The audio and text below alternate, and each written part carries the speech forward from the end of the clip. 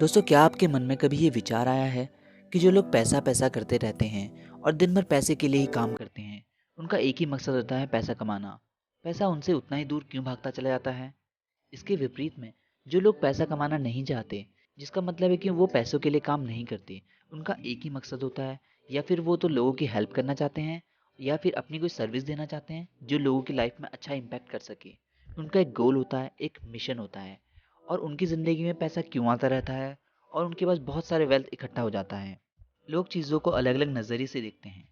पैसे को जैसे आप समझते हैं, हो सकता है आपके दोस्त ना समझते हो।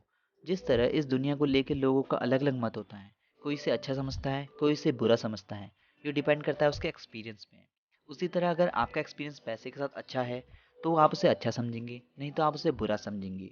एग्जाम्पल के लिए देखते हैं कि मान लीजिए कोई नौजवान है जो कि 1950 के दशक में पैदा हुआ है। उसने अपने जवानी के दिनों में स्टॉक मार्केट में जो रिटर्न देखे हैं वो या तो लो डिजिट थे या फिर सिंगल डिजिट थे, क्योंकि उस टाइम पर स्टॉक मार्केट का रिटर्न इतना ही था। ये टाइम था लगभग 1960 से 1970 के बीच में। अब उस आदमी के मन में यही बात बैठ गई कि स्टॉक मार्केट कम रिटर्न देता है, तो वो जब भी स्टॉक मार्केट में इन्वेस्ट करने की सोचेगा, उसके मन में हमेशा यही डाउट आएगा कि स्टॉक मार्केट तो कम रिटर्न देता है, तो इसमें इन्वेस्ट क्यों किया जाए। इसके अपोजिट में अगर कोई आदमी 1970 के बीच में पैदा हुआ होता, यानी कि उसने अपनी जवानी के दिनों में स्टॉक मार्केट में अच्छा खासा रिटर्न देखा है, यानी कि डबल डिजिट रिटर्न देखा है, तो हो सकता है कि जब भी वो स्टॉक मार्केट में इन्वेस्ट करने की सोचे तो वो हमेशा एक बुलिश एटीट्यूड से जाएगा, क्योंकि उसके अकॉर्डिंग तो स्टॉक मार्केट हमेशा ऊपर ही जाता है और इसका रिटर्न हमेशा अच्छा रहता है। और ये समय था लगभग 1980 से 1990 के बीच। दोस्तों, आज इस वीडियो में हम देखेंगे द साइकोलॉजी ऑफ मनी, जिसे लिखा है मॉर्गन हाउसल ने, जिसमें हम देखेंगे कि पैसों को लेकर लोगों का बिहेवियर उन्हें अमीर और गरीब कैसे बना सकता है। आपको कुछ ही चीज़ें चाहिए वेल्थी होने के लिए, जैसे कि डिसिप्लिन, पेशेंस और हैबिट। दोस्तों, एक इंटेलिजेंट आदमी जो कि जिसका आईक्यू बहुत अच्छा हो, वो भी बैंकरप्ट हो सकता है, वो भी अपने पैसे गंवा सकता है। दोस्तों, हो सकता है वो साइंस की टेक्नोलॉजी में बहुत अच्छा हो या फिर इंजीनियरिंग में बहुत अच्छा हो, लेकिन वो मनी के साथ फेल्स हो सकता है। इसके अपोजिट एक इलिटरेट पर्सन जो कि बिल्कुल पढ़ा लिखा नहीं है या फिर बहुत कम पढ़ा लिखा है, जिसका आईक्यू भी बहुत अच्छा नहीं है, वो मनी के साथ बहुत अच्छा हो सकता है, और उसके स्टॉक मार्केट के रिटर्न उस जीनियस से बहुत अच्छे हो सकते हैं। तो दोस्तों, आइए देखते हैं कि मनी को समझने के लिए हमें क्या सीखना पड़ेगा। Lesson number 1, you don't need brain to get rich. दोस्तों, अमीर होने के लिए आपको बहुत ज़्यादा इंटेलिजेंट होने की ज़रूरत नहीं है। दोस्तों, मार्क जकरबर्ग, बिल गेट्स और ओपरा विनफ्रे ने ग्रेजुएशन भी कंप्लीट नहीं की थी, स्टिल वो बहुत अमीर हैं।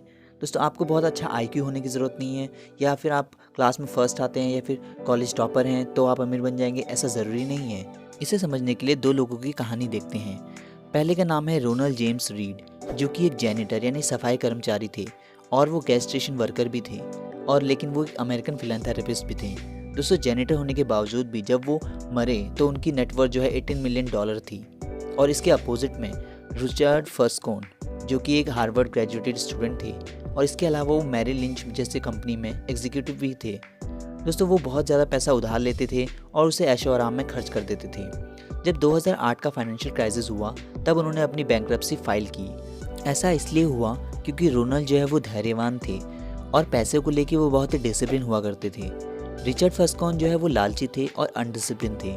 ऐसा नहीं था कि रिचर्ड को पता नहीं था कि पैसे को हैंडल कैसे किया जाए, लेकिन कभी कभी ऐसा होता है कि सिर्फ जानना ही बहुत नहीं होता, क्योंकि ज़िंदगी में बहुत टाइम ऐसा आता है जब आपको अपने इमोशन से लड़ना पड़ता है, आपके अंतरात्मा से लड़ना पड़ता है। दोस्तों, इसीलिए जो ट्रेडर स्टॉक मार्केट में ट्रेडिंग करते हैं वो नॉन इमोशनल होकर नहीं खेल पाते, मतलब वो ट्रेड में इमोशनल ले आते हैं, इसलिए वो हमेशा लूज़ करते हैं पैसा को। इसलिए हमेशा स्टॉक मार्केट में नॉन इमोशनल होकर ट्रेड करना चाहिए। Lesson number 2, luck and risk. दोस्तों, दुनिया में ऐसे बहुत सारे लोग हैं जो कि ये मानते हैं, उनका बिलीफ सिस्टम ही ये है कि अगर मुझे बहुत सारे पैसे कमाने हैं तो उसका सिर्फ एक ही तरीका है, वो कि मैं बहुत ज़्यादा लकी हूँ तभी मैं पैसे कमा सकता हूँ। दोस्तों, यही कारण है कि लोग जो हैं वो भविष्य देखने वालों के पास जाते हैं, या फिर लॉटरी खरीदते हैं, या फिर जुआ या फिर रेस में सट्टा लगाते हैं, क्योंकि वो इंस्टेंट अमीर बनना चाहते हैं। दोस्तों, क्या आप जानते हैं कि एवरेज अमेरिकन सालाना $400 लॉटरी पर खर्च करता है, यानी कि वो इंडियन रुपीज़ में लगभग 28,000 से ज़्यादा हुआ। दूसरे लोग वो होते हैं जो ये बिलीव करते हैं कि अमीर बनने के लिए सिर्फ आपको एफर्ट्स करने पड़ते हैं, सिर्फ आपको मेहनत से ही आप अमीर बन सकते हैं। दोस्तों, लेकिन सच्चाई इसकी थोड़ी सी अलग है। अगर आपको कोई बड़ा गोल अचीव करना है तो उसमें आपको दोनों चीज़ चाहिए होती हैं, लक भी चाहिए होता है और एफर्ट्स भी चाहिए होते हैं। दोस्तों, लक इसलिए, लक मतलब एक्सटर्नल फोर्सेस, वो फोर्सेस जो आपके कंट्रोल में नहीं है, और एफर्ट तो आप जानते ही हैं। दोस्तों आइए जानते हैं बिल गेट्स की कहानी से कि लक और एफर्ट्स में कैसे यूज़ होता है या उन्होंने कैसे यूज़ किया। दोस्तों बिल गेट्स फाउंडर हैं माइक्रोसॉफ्ट के, ये सब आप भी जानते होंगे। उन्होंने अपने इंटरव्यू में कहा था कि अगर यहाँ पे कोई लेक साइड स्कूल नहीं होता, लेक साइड हाई स्कूल नहीं होता जहाँ उन्होंने पढ़ाई की थी, तो ये माइक्रोसॉफ्ट नहीं बना पाते। दोस्तों ऐसा उन्होंने इसलिए कहा क्योंकि उस टाइम पे बहुत कम स्कूल थे जिनमें कंप्यूटर था, इसलिए बिल गेट्स अपने आप को लकी बताते हैं। वो कहते हैं कि अगर लेक साइड स्कूल की जगह मैं कहीं और गया होता तो शायद मैं माइक्रोसॉफ्ट नहीं बना पाता, क्योंकि वहाँ मुझे कंप्यूटर दिखता ही नहीं। दोस्तों स्कूल में भी 3 बहुत ही इंटेलिजेंट बच्चे थे। पहले का नाम बिल गेट्स था, दूसरा केंट इवान और तीसरा पॉल एलन। दोस्तों बिल गेट्स और पॉल एलन का नाम आपने सुना होगा, लेकिन आपने केंट इवान का नाम नहीं सुना होगा। ये तीनों ही बहुत ही जीनियस थे, बहुत ही इंटेलिजेंट थे और इन्हें कंप्यूटर में बहुत पसंद था। केंट इवान मैथ्स में बहुत अच्छे थे, लेकिन माउंटेनियरिंग करते हुए उनकी डेथ हो गई। तो दोस्तों लक हमेशा उनके साथ रहता है जो कि एक्शन लेते हैं। आपको लक के बारे में इतना नहीं सोचना, वो फोर्सेस जो कि एक्सटर्नल है जिनको आप कंट्रोल नहीं कर सकते उनके बारे में नहीं सोचना। लेकिन अगर आप चाहते हैं कि एक्सटर्नल फोर्सेस आपको हेल्प करे तो आपके अंदर डीप डिज़ायर होनी चाहिए। जैसे लॉ ऑफ अट्रैक्शन में भी कुछ ऐसा ही होता है। इस बुक के ऑथर हमें यही एडवाइस देते हैं कि आपको हमेशा अपने एफर्ट्स पर ध्यान देना चाहिए, क्योंकि एक्सटर्नल फोर्सेस तभी हेल्प करेंगे जब आप एफर्ट्स देंगे। Lesson number 3, wealth is what you don't see. दोस्तों आप कैसे जज करते हैं कि कोई आदमी अमीर है या नहीं है? क्या आप देखते हैं कि वो कौन सा ब्रांड पहन रहा है, कौन से कपड़े पहन रहा है, या फिर आप देखते हैं कौन से वो घर में रह रहा है या फिर कौन सी गाड़ी चला रहा है? दोस्तों पर सच्चाई बात ये है जो इसकी बुक के ऑथर हमें बताते हैं कि वेल्थ हमेशा हिडन होती है। वेल्थ वो होती है जो आपको नज़रों से नहीं दिखती है। दोस्तों हो सकता है जो मस्टैंग चला रहा हो वो ज़रूरी नहीं है कि गाड़ी का मालिक ही हो सकता है क्या पता वो ड्राइवर हो उस गाड़ी का, हो सकता है वो वहाँ काम करता हो जिसकी वो गाड़ी हो। दोस्तों इसलिए सिर्फ लुक वाइज से आप जज नहीं कर सकते कि कोई आदमी अमीर है या नहीं है। दोस्तों अमीर बनने के लिए सिर्फ पैसा को एक्यूमुलेट करने की ज़रूरत होती है, और जो सबसे अच्छा तरीका है वेल्थ को एक्यूमुलेट करने का वो है बाय नॉट स्पेंडिंग इट, यानी इसे खर्च ना करके।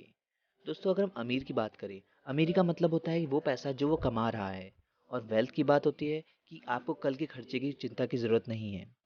दोस्तों आपको बीइंग रिच और बीइंग वेल्दी का डिफरेंस पता होना चाहिए, तभी आप डिसाइड कर पाएंगे कि आपको अमीर बनना है या फिर वेल्दी बनना है। दोस्तों जो वेल्दी बनने का सबसे अच्छा तरीका है वो है पैसे सेव करना।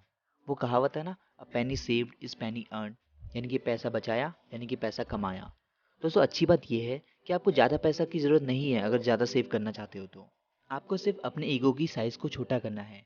दोस्तों एक बार आप अपनी ईगो को साइड रखिए तो आप जानेंगे कि पैसा सेव करना कितना आसान हो जाता है। आपको वो चीज़ें नहीं खरीदनी जो आपको नहीं चाहिए। आपको सिर्फ शो ऑफ करने के लिए कोई शानदार लेदर जैकेट या फिर महंगा फ़ोन नहीं खरीदना। आपको बजट बनाना है, बजट के अनुसार चलना है। दोस्तों क्योंकि जब आप सेव करते हैं तो वो उसमें आपको फ्लेक्सिबिलिटी देता है। फ्लेक्सिबिलिटी देता है कि आप कभी भी ट्रैवल कर सकते हैं, जब चाहे ट्रैवल कर सकते हैं, और आप जो सीखना चाहे वो सीख सकते हैं। दोस्तों क्योंकि बहुत सारे लोग ऐसे होते हैं जो कि कुछ सीखना चाहते हैं लेकिन उनके पास सेविंग ही नहीं होती है, तो इसलिए वो सीख भी नहीं पाते हैं। दोस्तों इसलिए आपको सेव करना है और फिर उसे इन्वेस्ट करना है। Lesson number 4, room for error. दोस्तों क्या आपने कभी ये सुना है कि हमेशा आपके गोल जो है बहुत ही ऊंचे रखने चाहिए, क्योंकि मान लीजिए अगर आप फेल भी हो गए तब भी आप जो छोटे छोटे बिजनेसेस हैं उनसे बहुत आगे हो चुके होंगे। दोस्तों कहावत ये है, shoot for the moon, if you fail you will hit the star. दोस्तों यहाँ पे फेल है वही है रूम फॉर एरर, यानी कि आप हमेशा लेके चलते हैं कि हो सकता है आप फेल हो जाएं। अगर आप फेल होंगे तो आप क्या करेंगे? दोस्तों जब हम इन्वेस्टिंग की बात करते हैं तो इन्वेस्टिंग में भी लॉस जो है वो एक पार्ट होता है इन्वेस्टिंग का। ऐसा नहीं है कोई भी जो 100% प्रॉफिटेबल होगा, लॉस जो है हमेशा होता रहता है। दोस्तों ट्रेडिंग और इन्वेस्टिंग स्टैटिस्टिक पे डिपेंड करती है।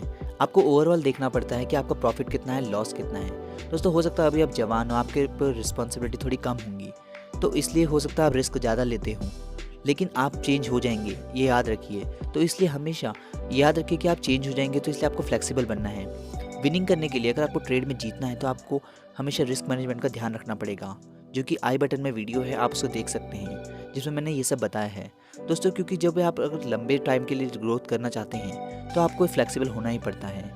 इसी तरह से आप हमेशा एक रूम फॉर एरर रखते हैं मनी के लिए, और आप मनी को डील करते हैं। Lesson number 5, nothing is free.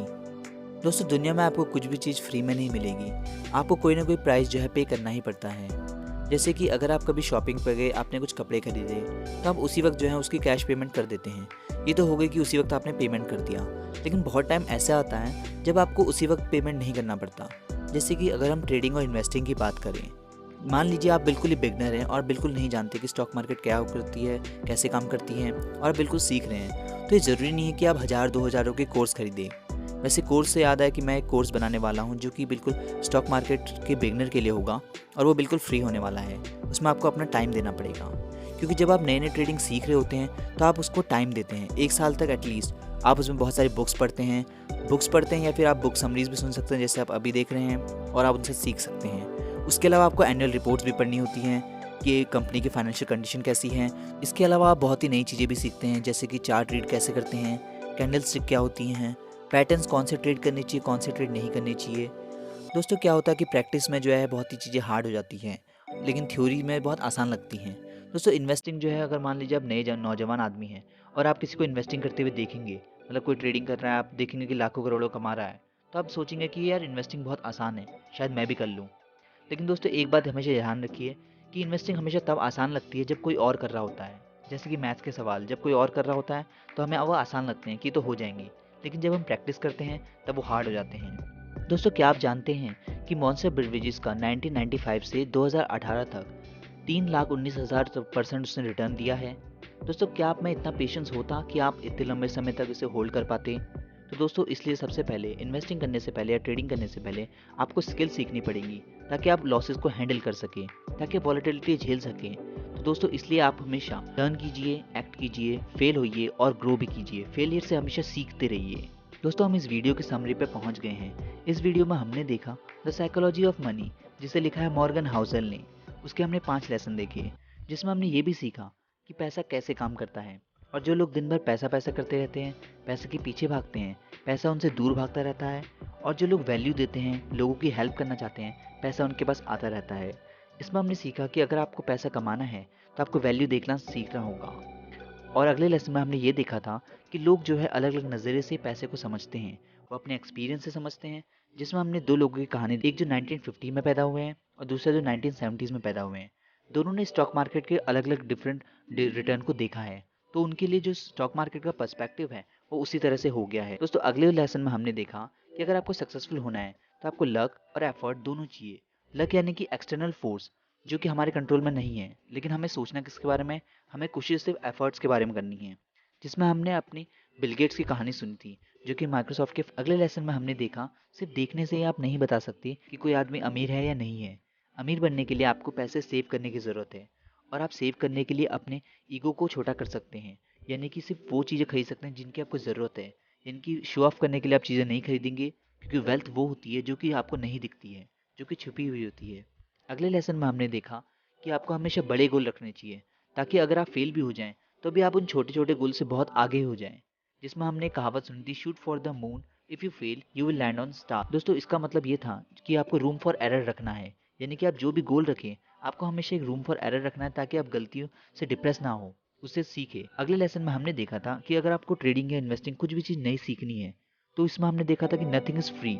आपको एक तरीके से या दूसरे तरीके से प्राइस जो है पे करना ही पड़ता है। अगर ट्रेडिंग सीखने के लिए आपको क्या है, बुक्स पढ़नी पड़ती हैं, आपको रिपोर्ट्स पढ़नी पड़ती है, कंपनी की फाइनेंशियल कंडीशन पढ़नी पड़ती है, आपको कंप्यूटर स्क्रीन में घंटों बैठे रहना पड़ सकता है। और इसका मतलब ये है कि आपको अपना टाइम देना पड़ता है। आप उससे पैसे से पे नहीं करते, आपको उसमें टाइम देना पड़ता है। तो दोस्तों आप देख सकते हैं आपका अपना channel good read great knowledge, जो कि आपके लिए लाता है ऐसे शानदार कंटेंट। तो दोस्तों अगर आपको ऐसी वीडियो पसंद आती हैं तो चैनल को सब्सक्राइब कर दीजिए और वीडियो को लाइक कर दीजिए। इसके अलावा आप हमारी वेबसाइट goodreadgreatknowledge.com में भी जा सकते हैं।